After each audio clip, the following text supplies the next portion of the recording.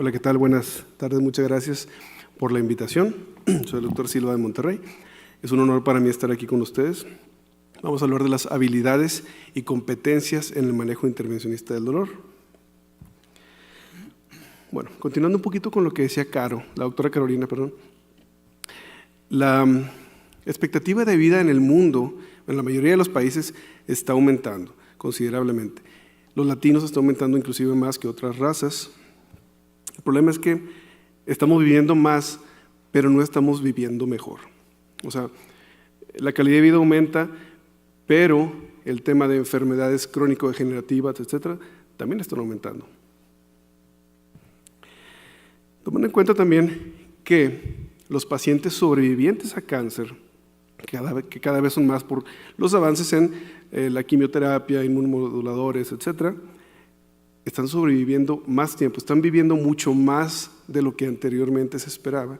Pero esos pacientes también conllevan o no están exentos de problemas crónico-degenerativos, problemas lumbares, problemas musculoesqueléticos, y eso nos da aún más problema para el tratamiento de estas enfermedades, específicamente el dolor. Si vemos el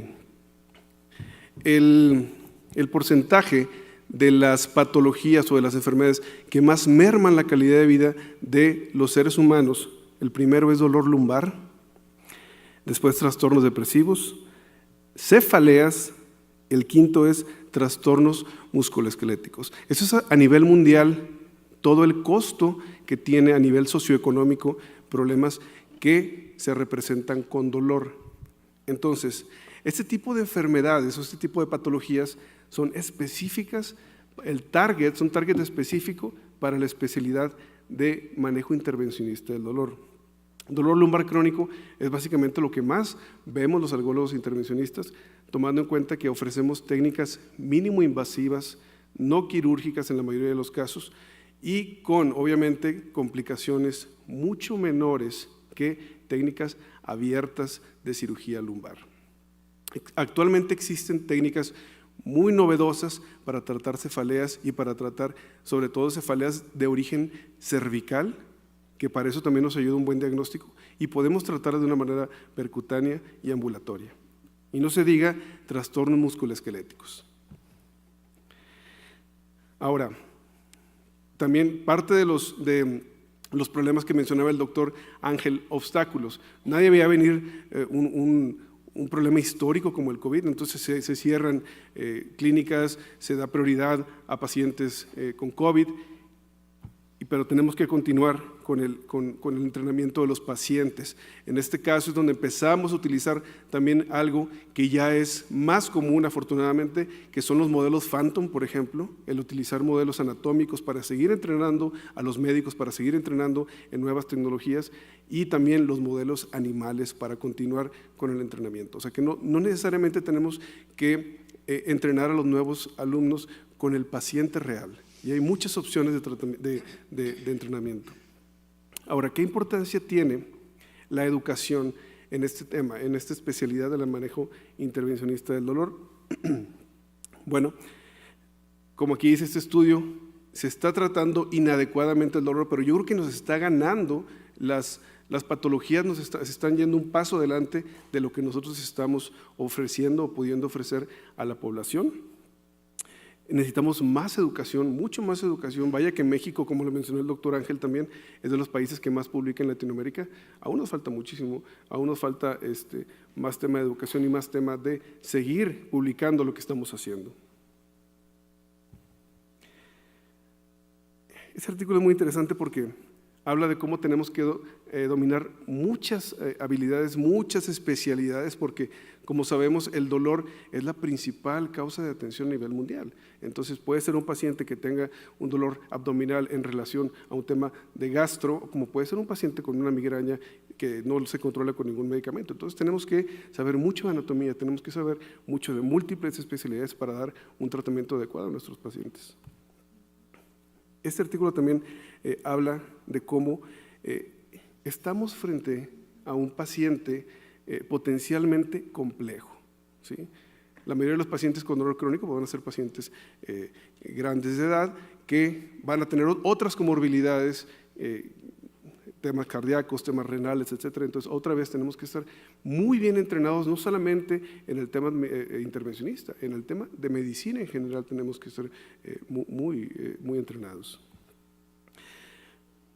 Estos dos artículos, uno de ellos del doctor Blancarte y del doctor Acaro, están también muy interesantes porque habla que a nivel mundial se sabe, y hay mucha evidencia que el intervencionismo en el paciente oncológico ayuda mucho para la mejoría del dolor, para disminuir la dosis de opioides. El problema es que no se hace, o se hace muy poquito a nivel mundial, pero principalmente porque no hay educación, porque no hay entrenamientos.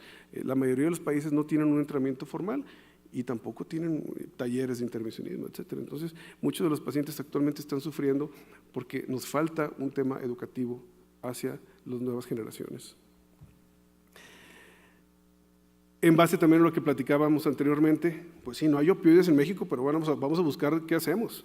Esta fue una carta editorial que mandamos también el año pasado, buscando como urgencia, empezando por México, como urgencia de la enseñanza de técnicas intervencionistas.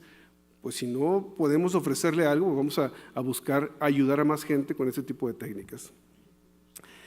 Sabemos que la medicina intervencionista se dedica al diagnóstico y tratamiento del dolor agudo y crónico, y debemos desarrollar unas habilidades bien específicas y unas competencias y una precisión.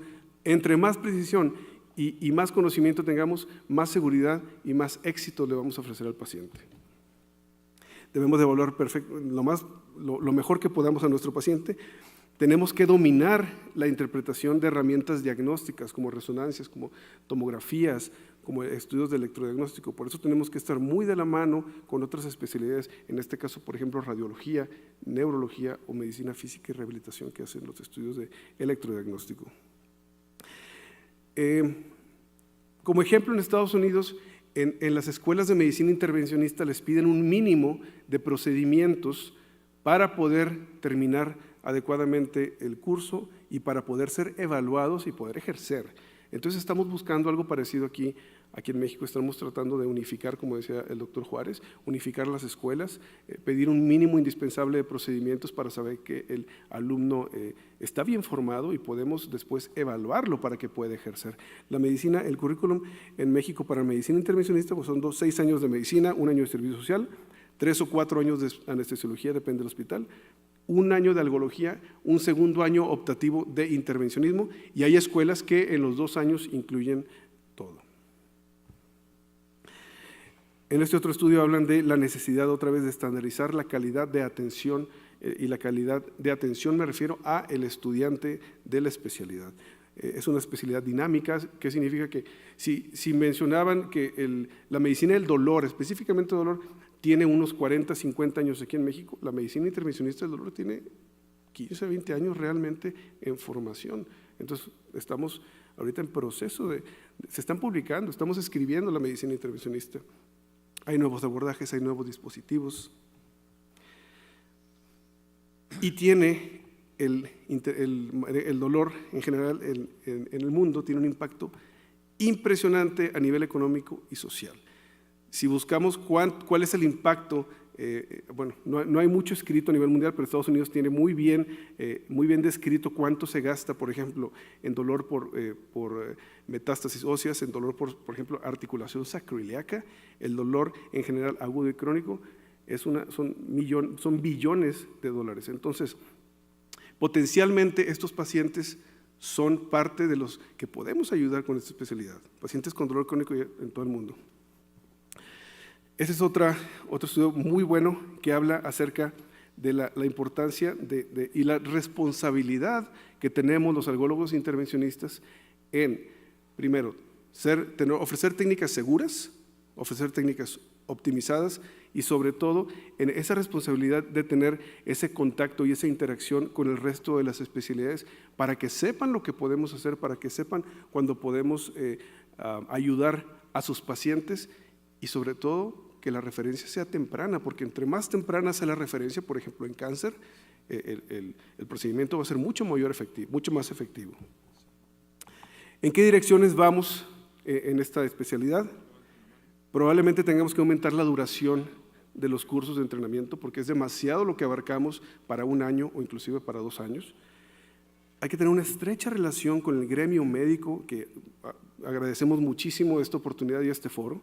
Hay que tener una estrecha relación para dar a conocer todo el potencial que tiene esta especialidad, todo el potencial social, todo el potencial para los pacientes, y nos vamos a ayudar mutuamente. O sea, no es como que nos vamos a quedar con el paciente, simplemente vamos a ayudarles a resolver un problema y el paciente sigue siendo de la otra especialidad.